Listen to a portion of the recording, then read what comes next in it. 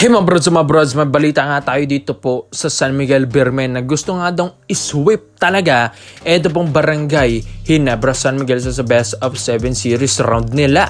Yes mga brods, medyo mahirap sabihin natin na isi-sweep ng SMB ang Ginebra dahil syempre ang Ginebra number 3 seed din naman yan. Pumasok yan ng panalo rin dito sa playoffs round ng elimination round. Ito, natalo pa nga nila, di ba? Ito pong magaling na Converge Fiber Xers. Kaya nga mga kabrods, kayang-kaya ring banatan niya ng Ginebra. Pero dun, kung sweep naman ito ng SMB, dapat kahit kalabaw rin talagang SMB dito. Dapat hindi rin sila pa-easy-easy sa Barangay Ginebra San Miguel. Pero sabi nga nila mga kabrods, sister team kasi ito pong dalawang team na ito. Baka nga lutuin na naman nila, paabutin ng Game 7 para mas tumaas ang tickets nila and mas kikita ang kupunan and advertisement and promotion ng SMC management. Pero yun nga, possible mga kabrods na may slight chance talaga and talaga meron din naman talagang yamado talagang SMB dito sa Barangay Ginebra San Miguel. Unang-una, ito pong si Junmar Fajardo, kayang-kayang kainin si Japet Aguilar. Sino na naman ang pipigil kay Dak Rakin sa ilalim? Tapos pagdating naman sa scoring mga kabrods, andyan naman din sila si CJ Perez, mga tutulong na katulad nila si Jericho Cruz mga kabrods. Chongson, mga shooters yan, sila Chris Ross, ito pong si Marshall Lassiter, diba? Talagang isa rin sa mga dahilan kung bakit ito pong SMB number 1 seed sila mga kabrods. Ang ganda ng lineup, ang ganda ng flow ng plays. Well, dito naman sa Barangay Ginebra San Miguel, kaya rin naman nilang banatan ng SMB mga kabrods. Pwede na lang utakan si Junmar, pwede na lang agawan ito bago ito mag-post up plays, pwede na lang ipigilan ito bago makahawak ng bola. And yun nga, pagdating naman din sa depensa, yan lang din naman ang isa sa mga kailangang pigilan ng Ginebra para mabanatan nila, para makascore sila sa ating best of 7 series na ito. Kaya nga ito pong Barangay Ginebra San Miguel, gusto rin naman nilang maging run and gun play. Ito pong place nila dahil ito pong SMB, ang lalaki ng mga line-up din ito mga kabrods. Although okay rin naman, may mga gunners rin naman ng Ginebra, malalaki rin naman sina Stephen Holt, sina Jeremiah Gray. Pero iba rin kasi ang SMB mga kabrods. Napaka-sharp maglaro nito. Ito yung hindi yung parang mabilis ang laro Talagang may place din ito pong SMB, lalong-lalo na pag si Chris Ross ang umawak ng bola.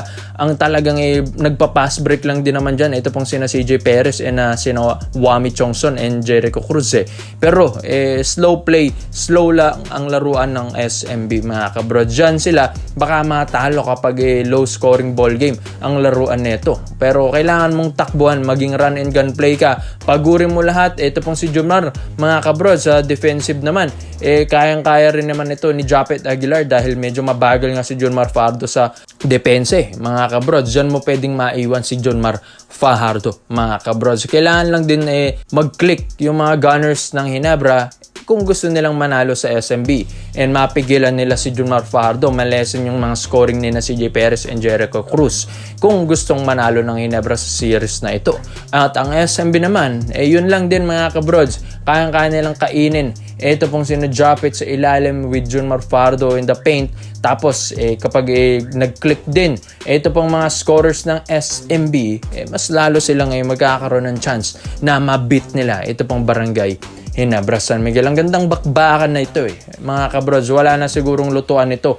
May the best team win dahil kahit sino naman na makausad dito SMC pa rin naman. Ito pong team na yan. Sa kabila nga, puro MVP, TNT versus Meralco Boats. Kaya nga mga kabrods, ito lang din naman yung naglalaban dito sa PBA. MVP at SMC lang din naman yung malalakas dito. Buti ngayon Converge, medyo pinakaba pa ang Ginebra Pero ikaw mga kabrods, sa tingin nyo ba masusweep ba ng SMB ang Barangay Ginebra San Miguel? Kaya komento mo na opinion mo dito mga brods at isa natin yan.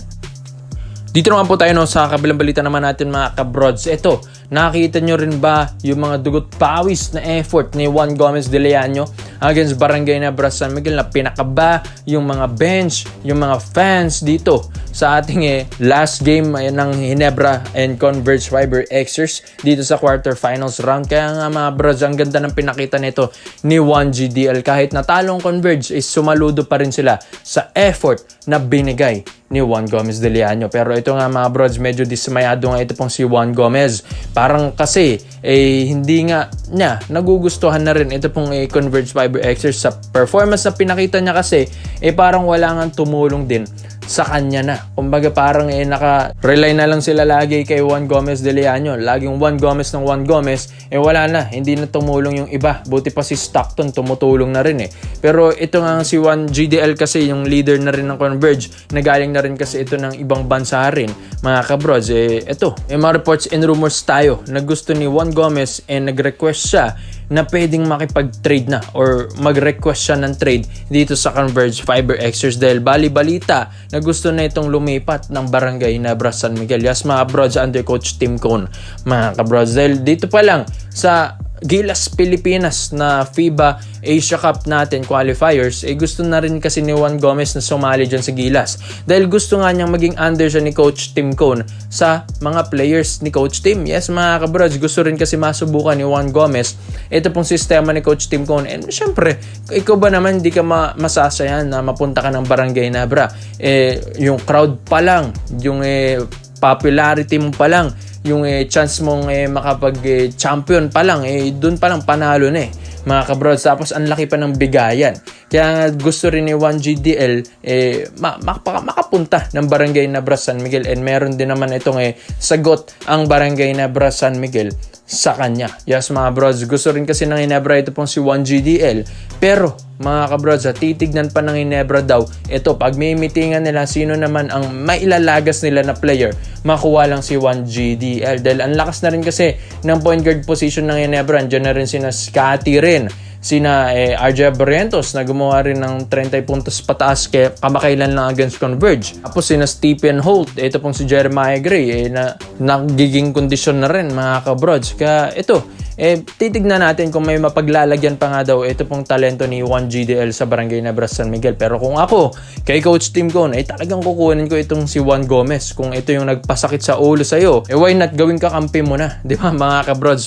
Ganyan yan If you cannot beat them, join them. Yan nga ang sinasabi nila. Kaya nga ito pong si Juan Gomez de Leano, hindi na ako magugulat kung malipat ito ng Barangay Nebra San Miguel dahil ang lakas naman na player rin kasi ito. Very good scorer, excellent scorer rin, and talagang elite player. Tignan nyo, napakataas tumalon. Talagang lahat kaya niyang gawin. Yung assist, rebounds, athleticism ni Juan Gomez de Leano, yan din yung isa sa dahilan kung bakit itong Converge ay nagpapakilala na naman sa PBA.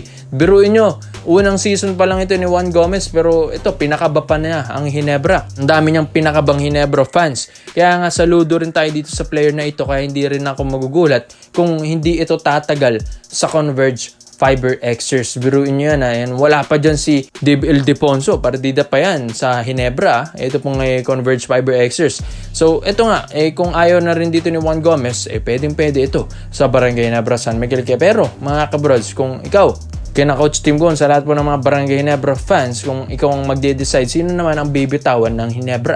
Kaya komento mo lang po dito mga brods at isa-isa natin yan. Salamat po sa panonood mga brods. This is Kings Basketball Trade Option lang. I'm out.